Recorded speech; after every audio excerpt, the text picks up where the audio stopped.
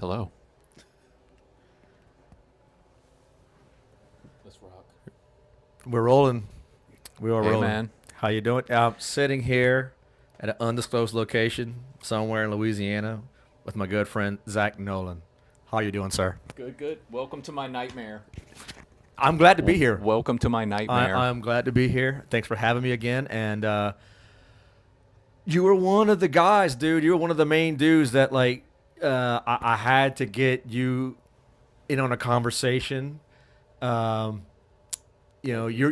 contributions to Ritual Killer and Goatwhore set me down a dark path when I was a wee lad. Whoa.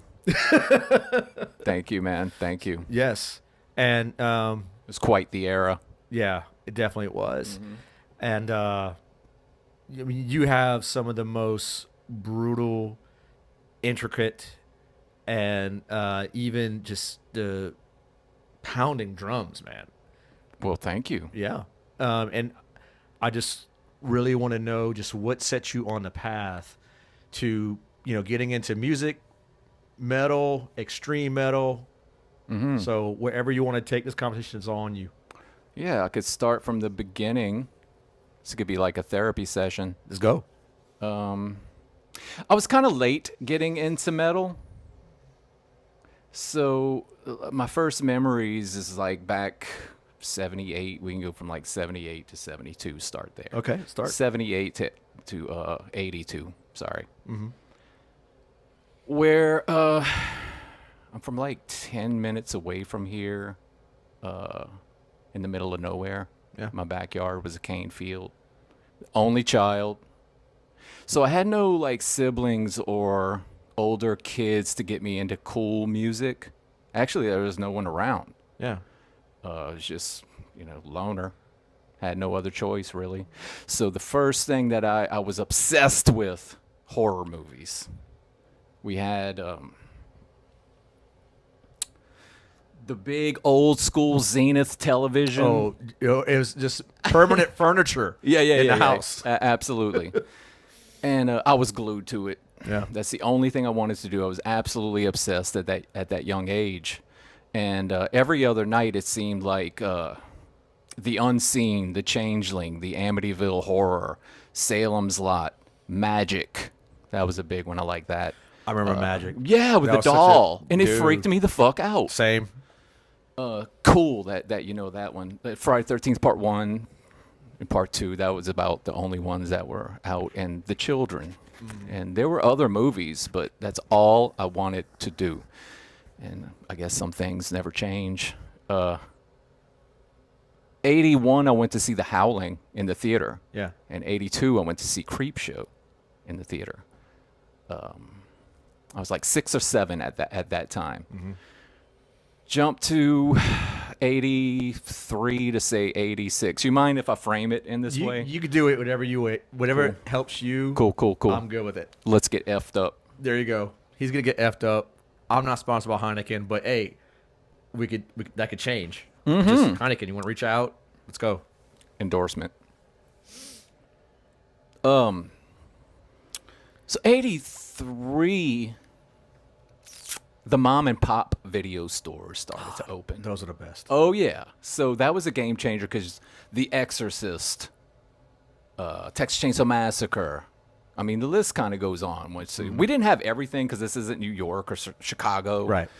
It's kind of limited to what it was, but I remember seeing like 2 Italian movies, Zombie and Suspiria.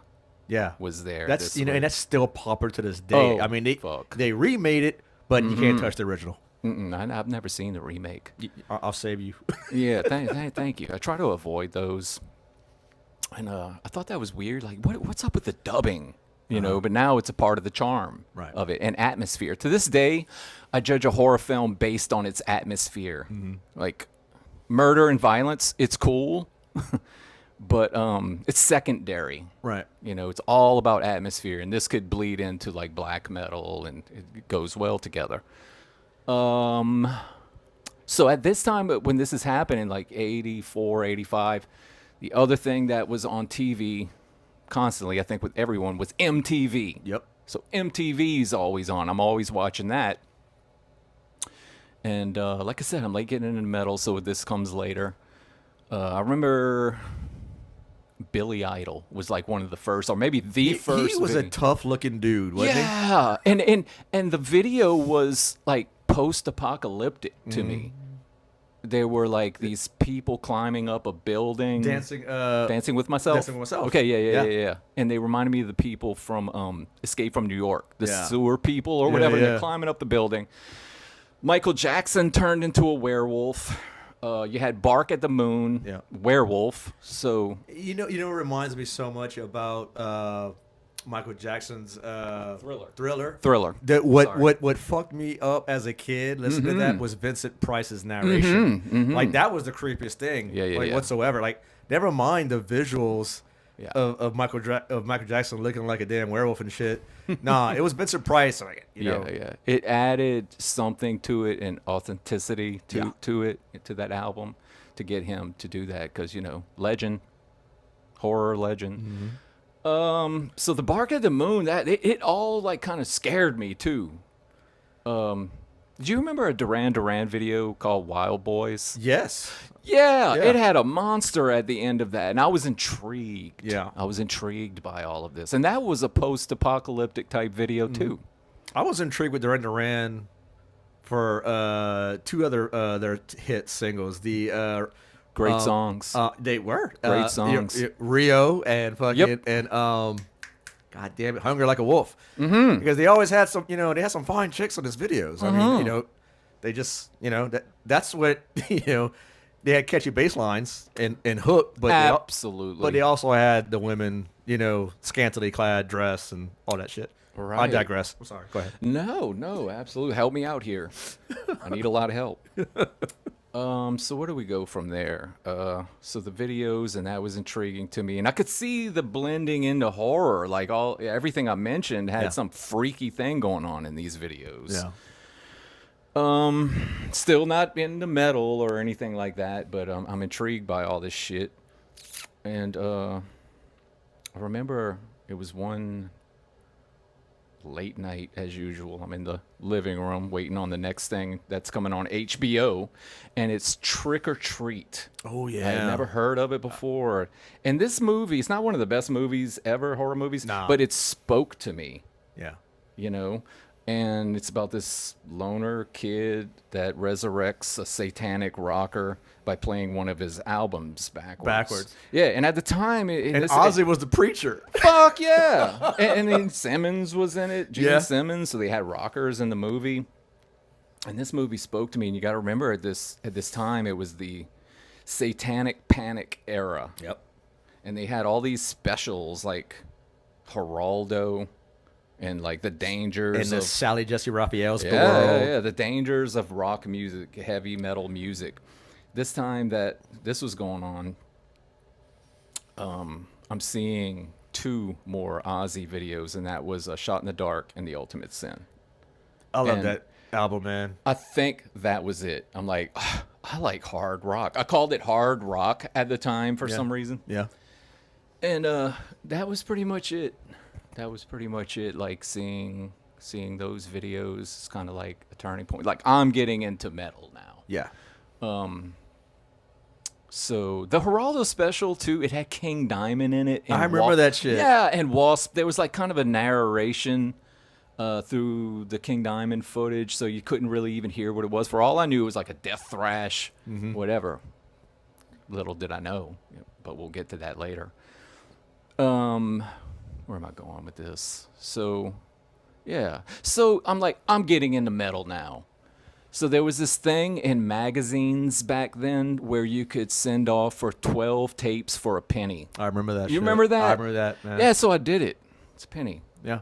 And I got like 3 Ozzies, 3 Anthraxes, 3 Megadeths, and 3 Metallicas, something like that. You covered all your thrash bases. Yeah, it's like right away.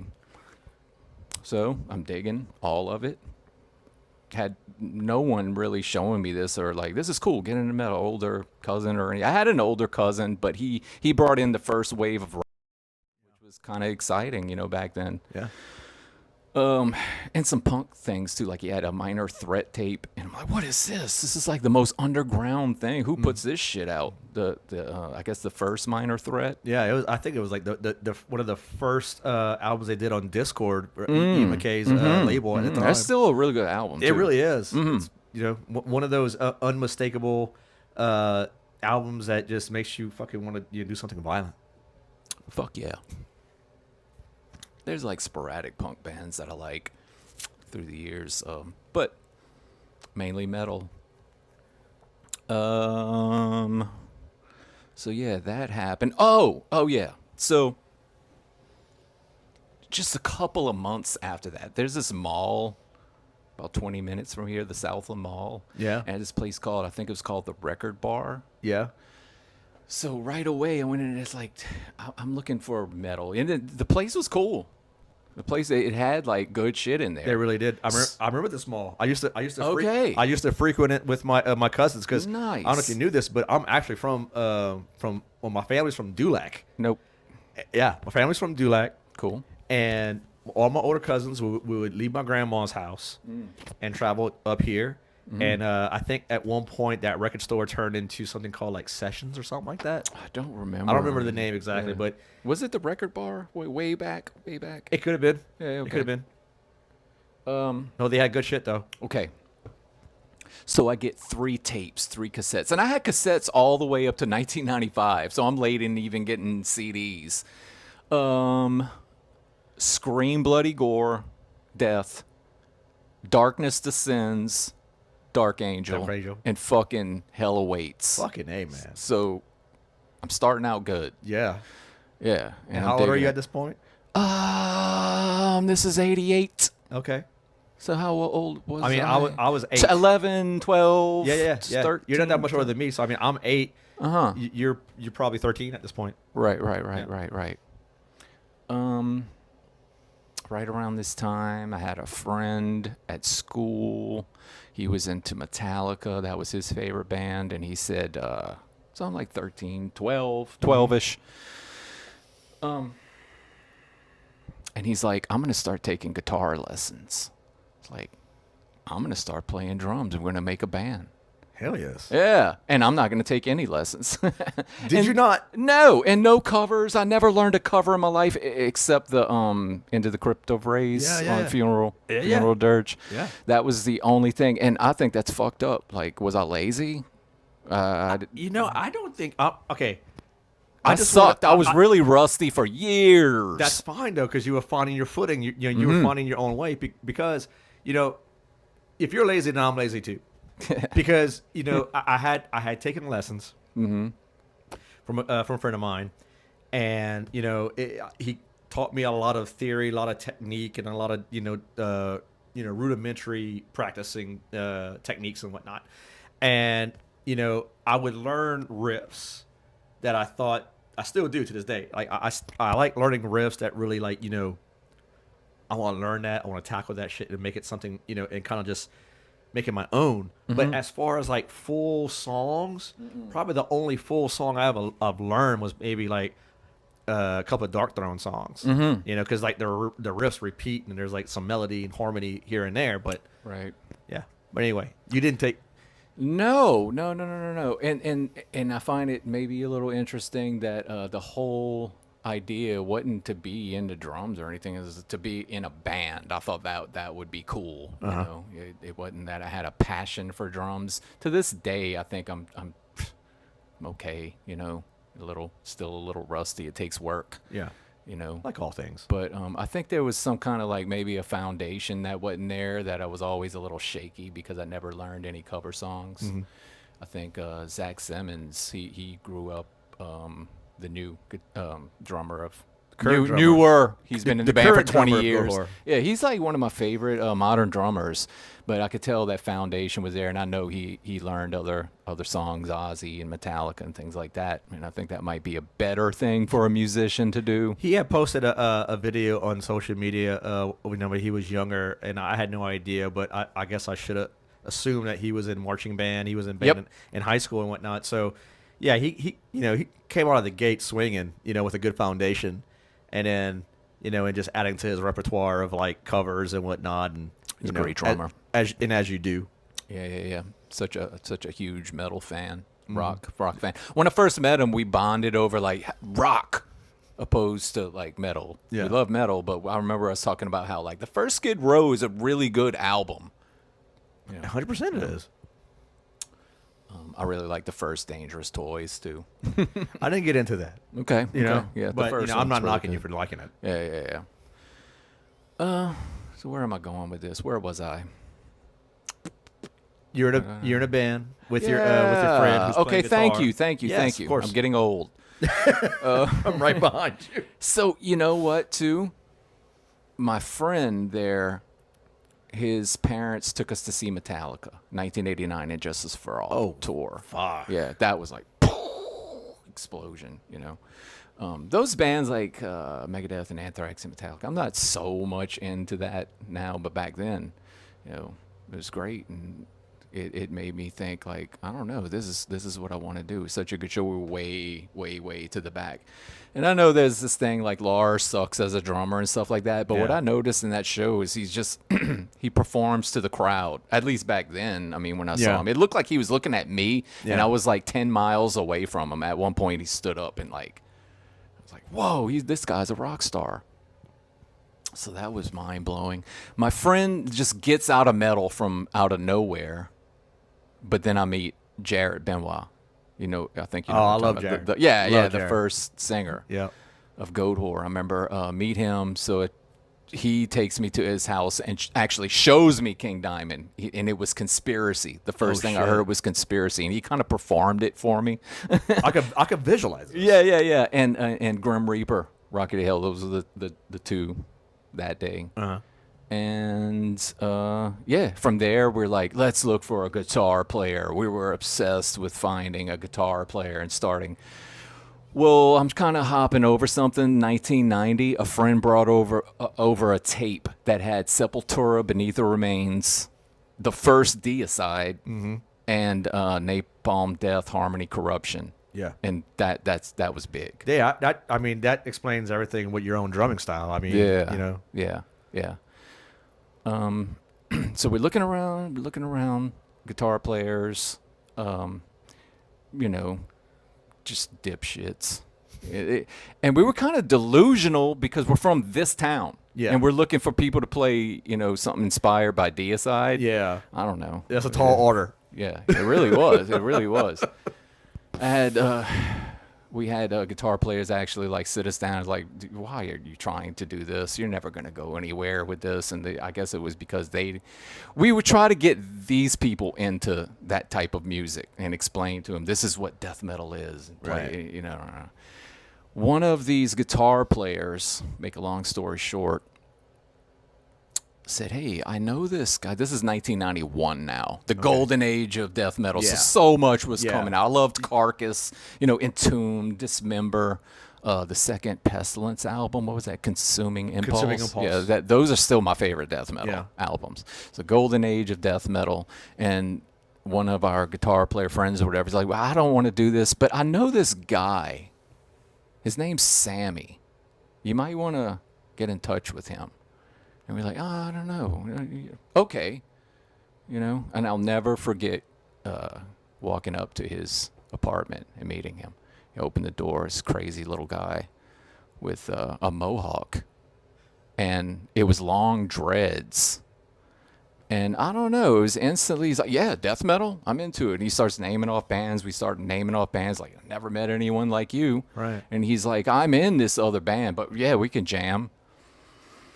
So somehow, Sammy, I had this room at my mom's house, and it was soundproofed. I had my drums in it, and Sammy saw that. He's like, I'm bringing my guitar equipment. And let's just jam, whatever. And somehow, like Jared, I had another little band with him, and he kind of lost interest. The band went away. But me and Sammy stuck together. Yeah. And he kept coming by. And we started... I guess like this music that we were playing, like we didn't give a fuck. Somehow it sounded like Napalm Death Peel Sessions meets G.G. Allen. And that was that's quite the combo. I know, and I say this because Sammy, what I noticed with him too is he's such a go-getter. He's like, oh, and we're gonna play live. We're gonna play this stuff live. I'm like, what? Yeah. This shit. We're just having fun, you know. I remember we were just chilling out, smoking weed, jamming, and eating Pop-Tarts.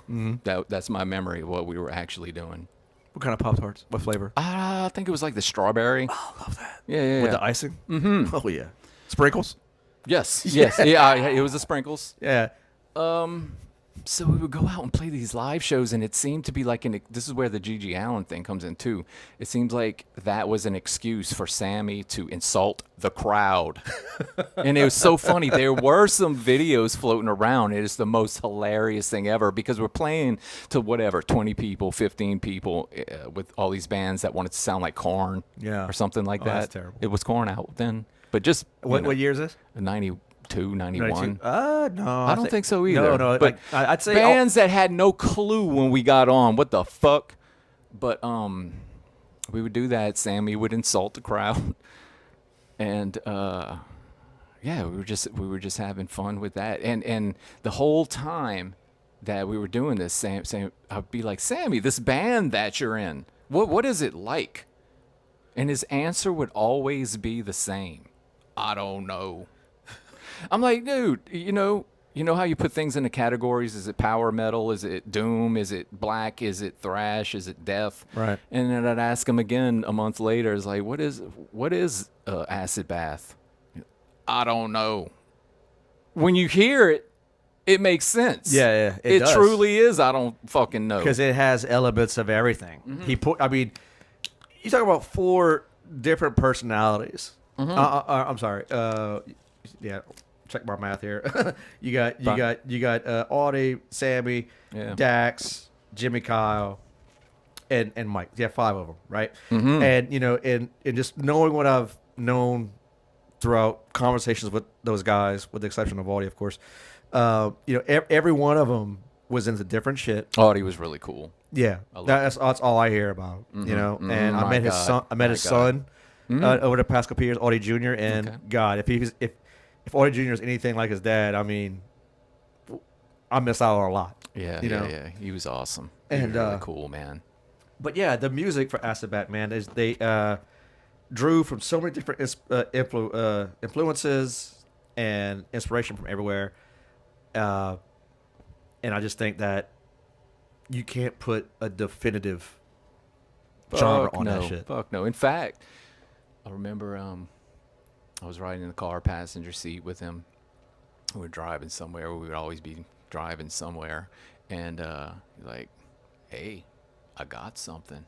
And he puts in, I guess it's the first Acid Bath demo. Yeah. Didn't they do 2? I only thought there was 1. I think there is 2. Okay. It's still to this day, but he puts it on. He puts it on the tape deck. We had tape decks for our cassettes back. Of course. And I remember sitting there, blown the fuck away. I was like, who am I sitting in a car with? This dude, this shit is fucking awesome. And I could kind of see, like, you can't describe it. So anyway, time goes on. He was sort of the death and black metal guy. Yeah, they were different characters in Acid Bath, and they all had different musical tastes. Yeah.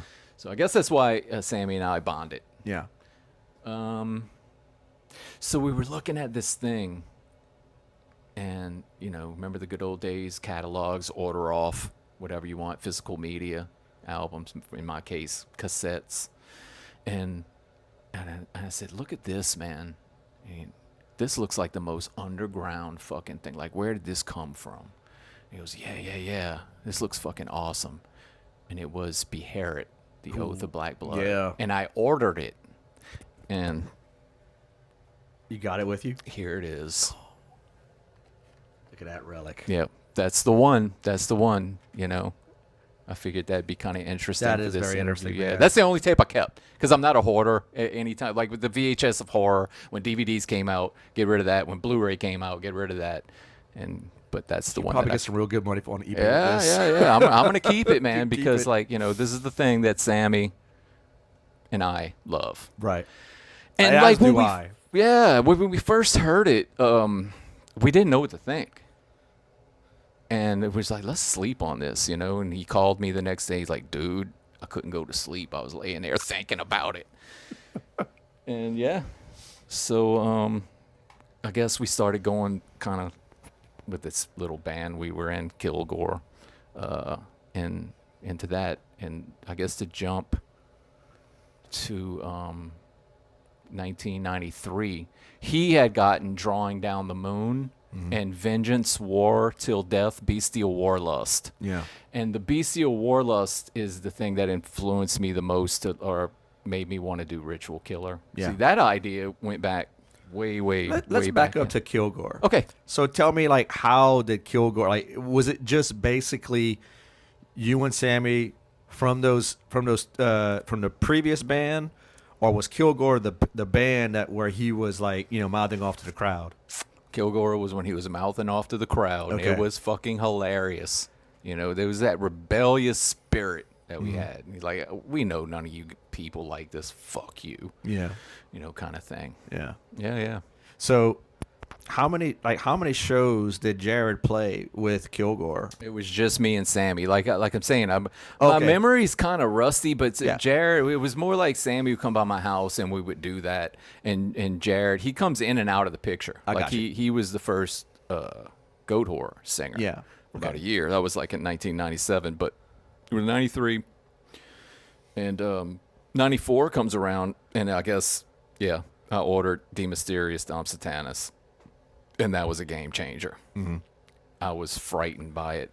And Sammy also had these videos, compilations, in like 3 hours of Gigi Allen playing live. That's the first time I'm seeing that, and it's so entertaining and shit. hilarious. To this day, I love that shit. Yeah. I love him with the Do jabbers. you literally love the shit?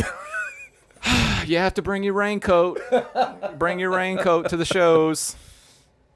Scary, dangerous. I mean, that to me is Satanism. That to me is like black metal. It was like liberating. Just get naked and shit on yourself. Yeah. Roll around in it. It's something very cult about it, that's for sure. Yeah, and the rebellious spirit of it. I think that it influenced us, and him insulting the crowd like that was just funny to us. Yeah. So that was really the game changer. And honestly, it was a little difficult. Well, yeah, there was more stuff like Morduk with Legion in the band, and like I liked other things, Nemesis Divina, things like that. But I'm jumping ahead. What was that's the first Goatwhore rehearsal that you can remember? Like, Okay. what was that like? Okay, in 1995, I left for Florida because 3 people come knocking on my door. And it was these 2 dudes and Pat Bruders.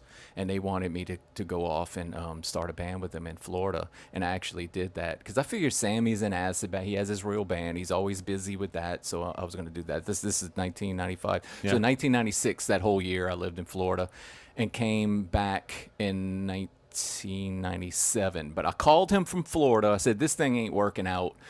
How about we start a band and like take it seriously this time? And he goes, yep. And he's a dude that, like, I talk to a lot of musicians that, you know, you want to start a band and you have endless conversations about, like, what you're going to do, what we're going to do. Sammy's more of a guy, like, if he just says, yep, that's all, he's a go-getter. Yeah. He takes action more Yeah. than, and that was the first time I experienced that. So I went back to, I came back to Louisiana, and he's living in this house with this guy named Milkman. His name was Clint, but everyone called him Milkman.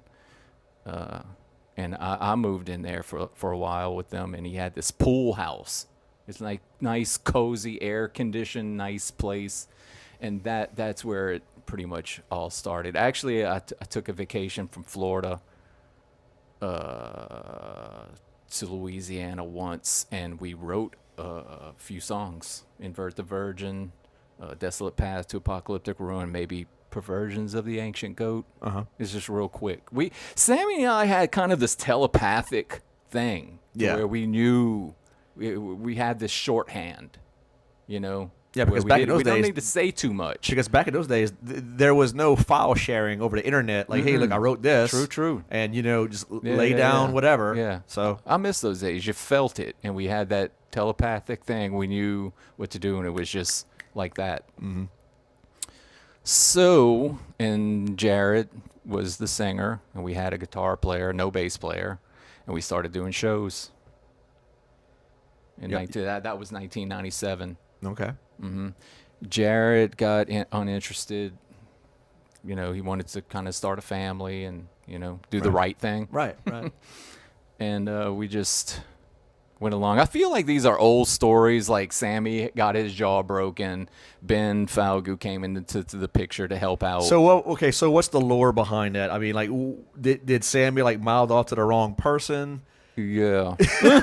Yeah. Like, he was hanging out with a dude that was from another band.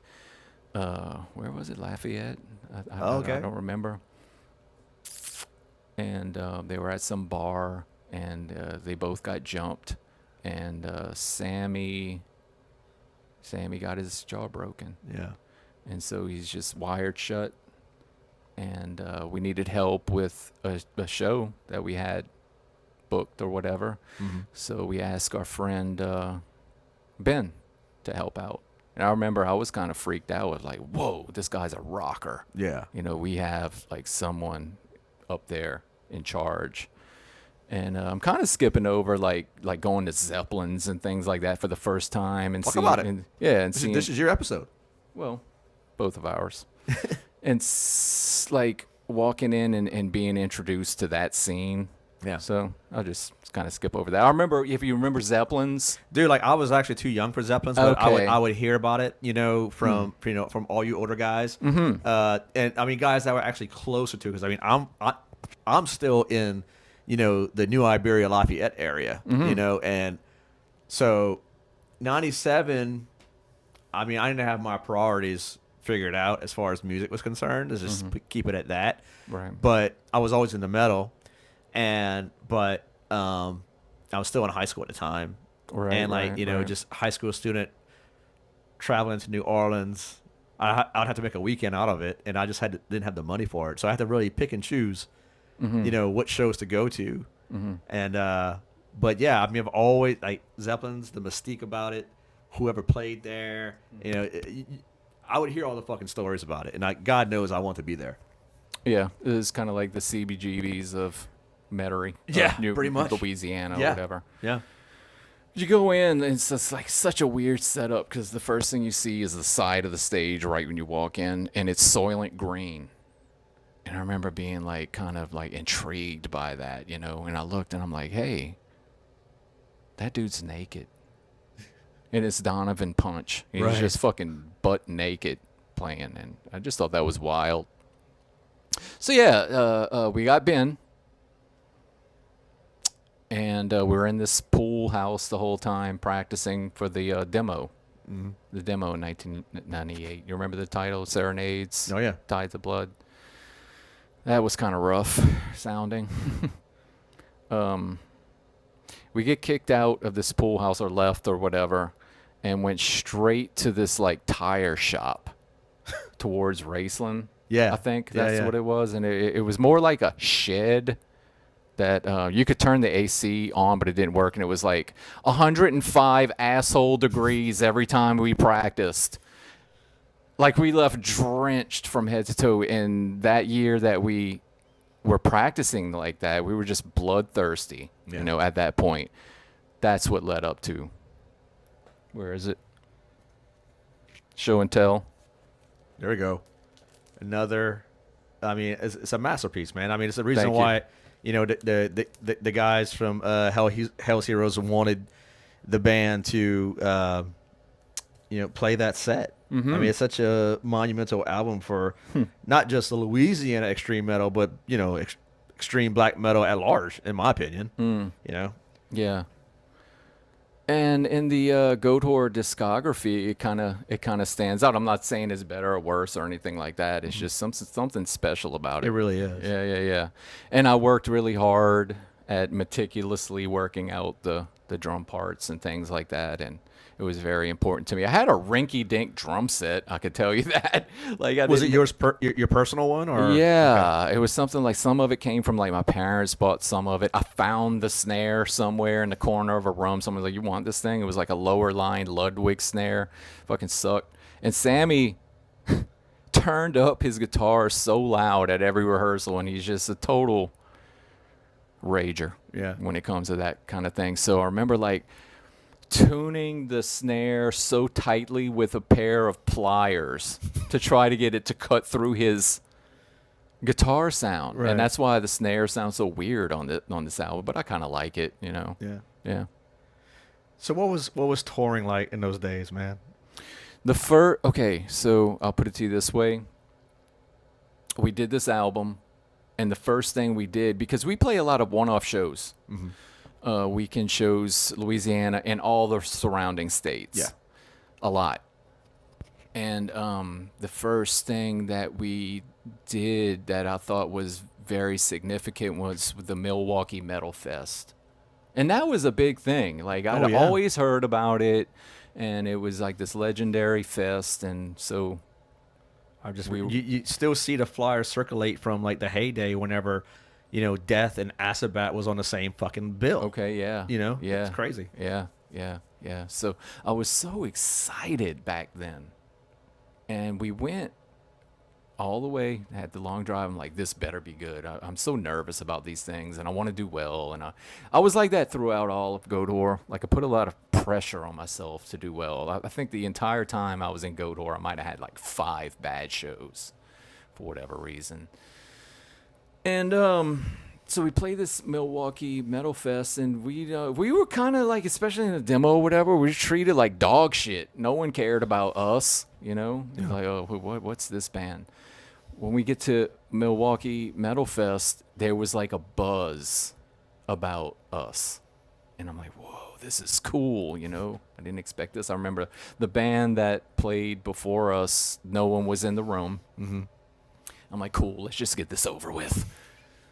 No one's here. So I'm setting up the drums. It's like some other drum set that I had to play on. And I'm like really focusing in on setting everything up. And I look up, and the entire room is full of people. And it was a big room. Yeah. Like, so the buzz was real about Goatwhore. And I think that was like the first spark of this band might be something. Yeah. So we did that, and it was just such a good time. And we stayed there the next 2 days and saw a bunch of bands. The first tour we did was with Mortician. So I did this album, 3 tours. I did Funeral Dirge, 3 more tours, and then I quit. The first 3 tours that I did were a blast. Mortician.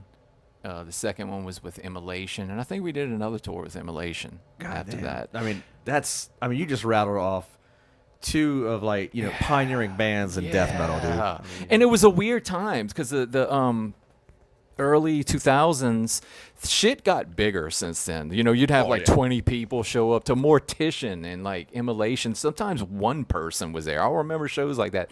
Immolation called them funnels. This is another funnel show. Mm-hmm. That was their word they used, you know. But I was having a blast, you know. I've noticed through the years, I've kind of lived under a rock for the last 20 years, but from what I understand, it got a lot bigger. Yeah. Now, you know, packed shows for Immolation and Mortician. But so honored to play with those legends, you know. I was really having fun. We were doing what we want. We were bloodthirsty at the time. Funeral Dirge kind of changed for me. I started, you know, touring started to get more stressful for me because I'm an introverted person. I went into that band introverted and came out like 50 times worse. Right. Just by observing. I observe a lot, and I see the drama, and I just don't want to be a part of it. Yeah. That's the simple answer. Yeah. Yeah. Well, what was the Funeral Dirge? You were part of that recording. Who was all the players as far as, I mean, aside from Sammy, Ben, yourself, who was also that was it. The 4 of us. And Pat? Yeah. We had another guitar player on Eclipse, Ben Stout. Right. And then he left. He actually left. Yeah. Yeah. Gotcha. So the second, okay, you said you had you had some serious fun touring with Immolation and Mortician on the second touring cycle. What was that like? If you just divulge a little bit. Well, Ben was in another band that you might have heard of, and Soylent Green. Yeah. And they had gotten into a couple of bad accidents in the van. That's true. And to be honest with you, after that happened, and I love Ben. It was interesting watching him maintaining order from chaos, because we were all dysfunctional in our own way, but he kept everything together. He did everything. Yeah. So they had their accident. They had an accident, and then they had another one, and Ben got fucked up. Yeah, he did. Right. And it was sad watching him in the hospital. I went and visited him in the hospital. And he's such a tough, fucking mentally and physically tough dude that they were like, "You ready for physical therapy?" And he's like, "Well, I already did it myself." Right. Yeah. So, to be honest with you, man, after that, I started to get pretty claustrophobic in the van. I demanded the back seat. Yeah. Yeah. And I was back there. Just anytime the van kind of veered off the road a little bit, I'm like, huh? We'd all sit up and like, "Oh, you okay?" Yeah. Because Ben would be the only one driving. He did everything. He's a warrior. He did merch. He drove. He'd play the show. Rinse and repeat. Rinse and Fucking repeat. vehicle maintenance. Yeah, all of it, dude. Art layouts. Dude, lay down the law, man. He's a fucking machine, man. He is. I love that guy. Who doesn't? Yeah. I'd be hard pressed to meet anyone who doesn't have an appreciation for Ben Foster. You got to be an asshole. You got to be one That grade shows- A asshole to not shows- like Ben. Yeah, that shows a lot about your personality. And what's If funny, you don't like Ben. And what's funny is that my wife, she meets him a few years back, and I show her old clips of whenever y'all are playing. Whenever you were still with the band, from some archive YouTube videos, and like he's just going off how he does, and she's my God. she's like, "That's not the same person." I was like, "It's the same person, but this is him performing." He has the grip. He has the audience in the palm of his hand. Yeah. So awesome. Natural born performer. 100%. For sure, yeah. And so into it. Vast knowledge of all and anything music. And just about anything else that you might have an interest in, like history, geography, God knows what else he's into. Yeah. And like also the ups and downs of living with 4 or 5 other people in a van. I don't like people that much. Yeah, I mean, I consider myself real privileged to be here. Yeah, I would challenge anyone to try that for 2 or 3 weeks. Right. Actually, I always thought that lasted a month. I would be fine if it was 2 weeks. Something about that time is I want to go home. Yeah. So especially if it's like in the summertime. Yeah. It's a hot van. Maybe the AC is not pushing all the way to the back. Yeah. And Ben was such a big brother to us complaining in the back when he did everything and actually slept in the driver's seat, sitting up. We were like, "It's hot back here, AC," that kind of thing. So what kind of things are keeping your I know you've already mentioned it, that you're introverted, kind of a Louisiana misanthropic person. Fuck yeah. So what are you doing on the daily to just kind of keep keep yourself on an even keel? Like what I guess my question is like, what keeps you interested in things in life? It's weird with me. I guess I'm kind of watching the clock, waiting to die. But I'm not into anything other than like horror and rock music from Finland and metal. I'm not into sports, video games, religion, politics, cars, boats, motorcycles, hunting. You get it. I'm not into anything. So I don't know. I find this world to be kind of boring outside outside. I stay in a lot. It's summer in Louisiana. The summers here are like not inspiring at all. No, it's not. It's We so got just more- disgusting. I we don't go got- outside anyway. Yeah, we got more hot days ahead. I got friends from Norway that say that they want to visit, and they want to visit in August whenever that's their holiday. And I'm like, I beg y'all not to come in August Don't do it. because it is fucking hell on earth Yeah. as far as the heat's concerned, anyway. So, Yeah. and then you got to deal with the fucking dinosaurs that live in the goddamn swamps and shit. So true. So true. And bugs come out. Oh, and they man. all want me for some reason. Yeah, same. Like Jared, he likes to go outside and like do yard work and shit, and the bugs don't fuck with him. He's like Tarzan. He has the tan. They just come to me. Yeah. Yeah. And I would be remiss if I didn't mention Ritual Killer. Fuck yeah. So let's talk about Ritual Killer. I mean, yeah. I know that's another project that you and Sammy, James Harvey, rest in peace. James Harvey, rest in peace, and Jordan Barlow, famous tattoo artist and artist extraordinaire. One of my friends, your friends. Hadn't seen him in a while. Yeah, I just You saw said, him yeah. like 2 weeks ago tattooing a guy, and the guy was getting some serious art, but it was also some serious pain. It was a great time. So how did Ritual Killer start? That started like I don't think many people know this, but it kind of started even before Goatwhore, like the idea of it. And Oh, I'll wow. tell you, like, it's been said that the inspiration was blasphemy or behavior, and it was, but mainly that vengeance, war till death, bestial warlust. Something spoke to me on out of that album, and I'm like, let's do something like this. This is vicious, Australian black metal in general. Yeah. They went on to do Abominator. Yeah. With Damnation's Prophecy and Subversives for Lucifer. Yeah. And I still think that hasn't been topped. Go back and listen. Yeah. to- Have you speaking of Australian black metal, have you ever gotten into Destroyer 666? Okay. Unchain the Wolves. Yes. 100%. So cool. Yeah, so it cool. is. So I when I knew I was I wanted to be very transparent about quitting. I told them on the last tour I was doing that because I didn't want to fuck over that band. And like we're saying, I love Ben, I love Sammy, and like this is what I want to do. So to get it in place, I knew we were getting signed to Metal Blade, and I knew we had gotten invited to Japan, and I did not want to spend one more day around, I guess, people and Right. different things that were going on.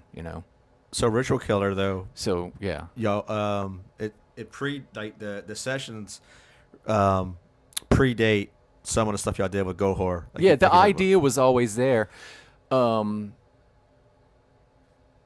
But when I said, like, okay, Sammy, so I'm quitting, but I still want to do this, like, scary, evil, black metal band. So let's do that. And he's like, sure.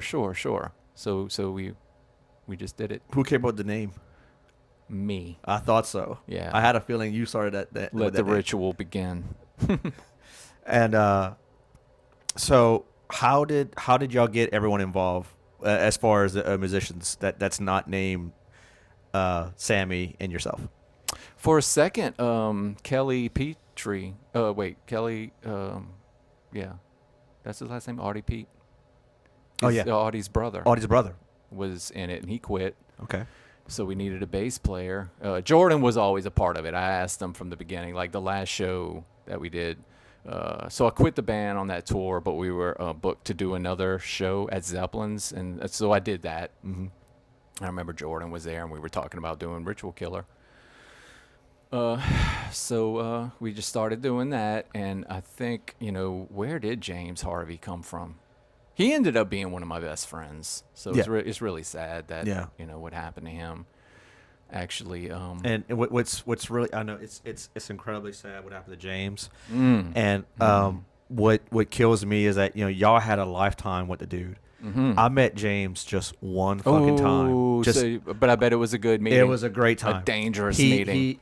He it's whenever Ben flew me in to go drive for Goatwhore, and it was in Nashville. Is where I flew into Nashville, and they played the Cobra out there, and we all as a band, we all stayed at James's house. You know, and the first time I meet James, I get to crash at his house, talk to him, met Rob Barrett of Cannibal Corpse. Whoa. Yeah, that was so fucking surreal. What a night. Yeah, it was a night, man. It was a night.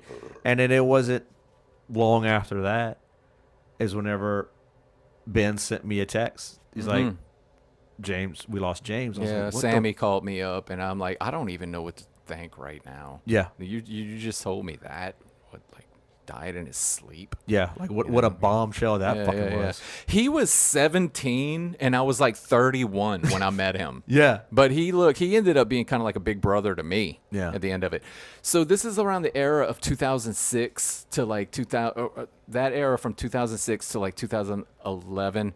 James and I were bastards on the streets of New Orleans. That was like an era of fucking darkness. Yeah. You know, I mean, nothing good could come from that. Probably more bad nights than good. But I mean, I don't doubt that he was getting into bars at 17. Oh yeah, because he's always had the height. Yep. You know, he looked like a fucking grown ass man at 17. He talked like this. Yeah. So awesome. Oh my god, the best stories I heard about you know y'all in the van on tour together, and he was like, God damn it. I mean, he was a good dude. I don't have many friends at all. And even when he moved away to California and then Tennessee, we would call, either he would call me or I would call him like once every 2 months, and we'd talk for hours. And that just never happens. Usually like texts, you know, the people that you know, but that's the sign of a really good dude, and I miss him. And plus, like, he was such a good fucking bass player. Yes. Like, listen to Vengeful Ascension. Yeah. His bass lines made a good album better. And I never noticed bass lines other than maybe Merciful Fate. What was his name? Timmy Hansen?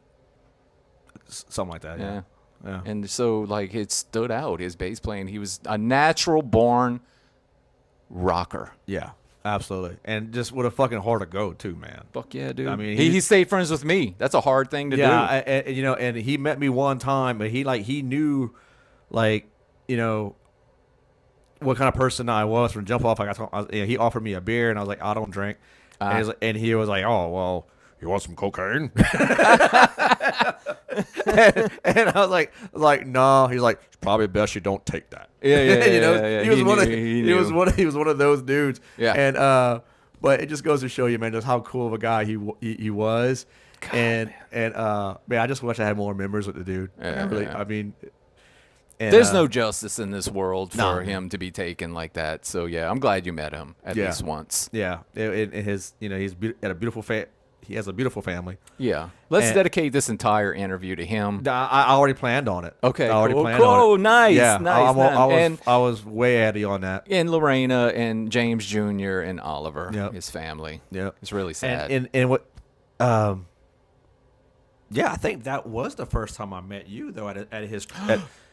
Now I think about it, because the show came after. Because I met you there, and then and it was just a great, you know, moment.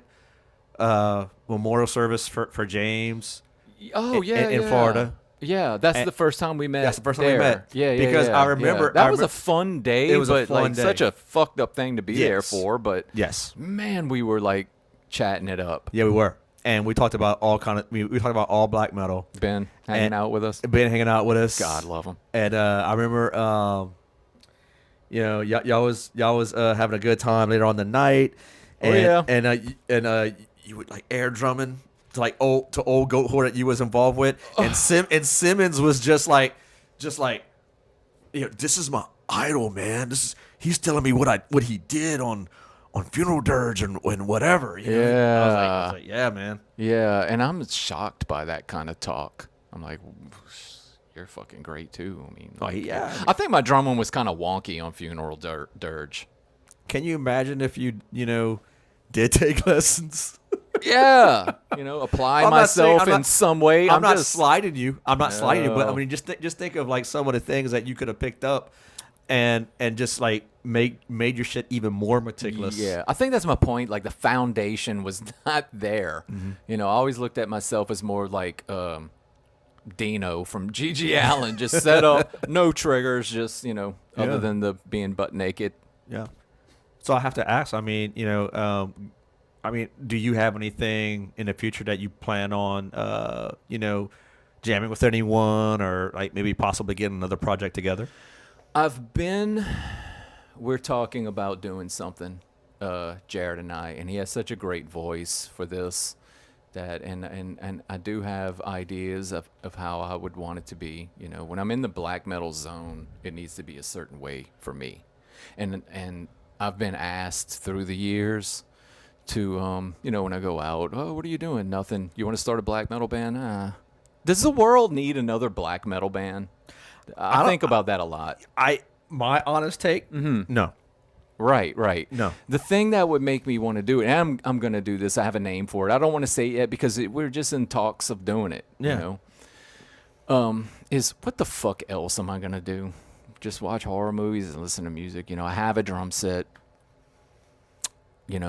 What else am I going to do? So I think that the purity of where I want it to be, the spirit, the atmosphere of what I would want it to be. I actually would want Sammy to do it, but he's kind of busy these days, isn't he? Yes, he's a little busy. I'm going to ask him if he wants to do this with us.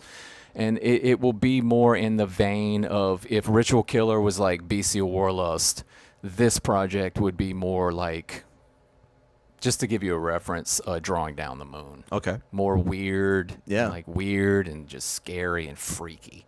You gonna have Jared do some clean singing on that? Hell no. I didn't think so. Hell fucking no. Because he's really good at both. Mm-hmm. Is it? Yeah, I think he's doing that with his other band, Reptilian. Yeah. Mm-hmm. Yeah. And I mean, he can do anything. He can. He's really talented. He could sing whatever. He can sing power metal. Yep. Rock, death, black. He can do it all. This is just my take. I mean, I've always considered Jared kind of that. The like a Louisiana born and bred Rob Halford, man, because he could pull that opera like range, and he can do it. It's in his back pocket. Oh yeah, like when I met him, as I said before, he was singing King Diamond to me as it was playing. I'm like, whoa, he's performing it for me too. Right. That's insane, man. Yeah. But we want to get it.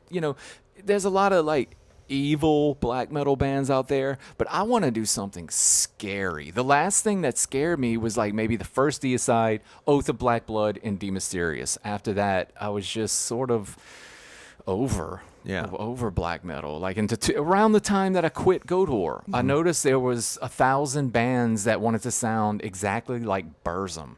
Did you notice that? Yeah. Just like typewriter drums. Yeah. But it was like a lot of bands. Maybe it's not like that now, but I noticed, and a lot of people are eating it up. I'm like, I think for what just from an audience perspective,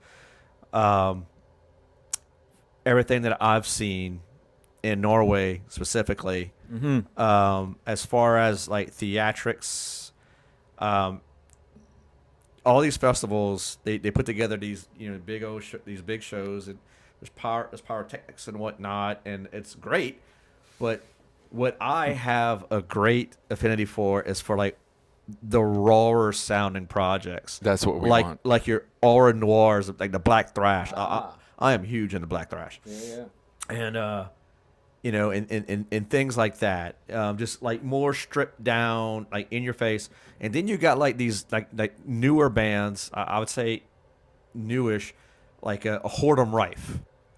Like those guys from Norway, man. They are just so fucking like, it's just a punch to your dick. Text that to me. I will. That 1349, of course. Oh yeah. I mean, they never fucking miss. No, they do not. Olive Frost, who doesn't? Yeah, who doesn't? that dude. I mean, yeah, I quit. After hearing, was that Demon Noir? Yeah. Mm-hmm. Yeah, and fucking is it Legion? Is that that 1349 put out? Okay. But so fucking good. I have a good friend of mine, Thomas. Hope you're watching this. He's in he has two bands, Udad and Morik, and it's Udad is more raw and stripped down, and he's like paying. his own brand of primitive black metal, you know. Nice. So I see a lot of younger bands, you know, going for it in that respect, because I think they may be tired, like audience members, as much as they love, you know, your Dimmu Borgirs of the world and stuff like that. You know, people are seeing a little too much of that. You know, but teach their own. Yeah, there's this one Dimmu album that I really like. Yeah. It kind of stands out. What is it? Throne, Darkness, Triumphant. Yeah. I think that one stands out. I still listen to that. Yeah. Yeah. That's some good shit, man. I mean, no way am I putting Dimmu down. No, I just know no, that, no, I no, just no, know no, that as a perspective, like my perspective is that they put a lot of emphasis on the music, but it seems more so with the production of the live performance and whatnot. True. Yeah, no. My point is, I want this shit to scare me in person Fuck too. Yeah, man, dude. Yeah, I almost want it to be like, you know, the music should be this lo-fi evil thing as sort of a canvas for the vocals to be on top of, and it has to be scary. The vocals have to shine. I'm not into many newer bands, but there's this band from Finland. They were Black Feast, and now they're Witchcraft. They changed their name to Witchcraft. And on the surface, you might be tempted to think, oh, this is another Beherit ripoff band. But there's something within it that it's like a glorification and devotion to the old school Black Death arts. Oh, wow. Yeah, and I would like that for myself. Yeah. To do that in some sort of way, And- you know, and, where the vocals shine, where the vocals are like, holy fuck, this is like disturbing. Yeah. Yeah. I got something to show you too. I'll tell you about it right now. But somebody from Texas put me on to a band from South America. I think they might be from Brazil, called Hell Confessor, but with a K. Whoa, cool name. I know, really cool name, and they got some, you know, definitely dark atmosphere. Definitely something I think you should check out. I think you'd be into it. But yeah, man, this has been a really cool fucking chat, dude. Dude, thank you so much, man. I enjoyed myself. And yeah, I hope to come back and maybe we'll go see some shows together or something like that. I'll get your ass out of your apartment, you know, and Please do. Yeah, I need to get out of the bubble. I really do. I admit that. yeah, You know. I'll take you out to Lafayette. Take me out of my comfort zone. take- Yeah, let's go to Lafayette. I remember that to being a fun Lafayette, place. you know- that was a fun place when we played there with Goatwhore. Yeah, and you know what? You can get my. I don't know how you like dogs. Yes, I love Well, animals. I got 4 dogs, man. Babies. So, yeah. Zak Nolan, Ritual Killer, Goatwhore. Thank you very much. Do your research. Check the albums out. And man, again, thank you, sir. Thank you.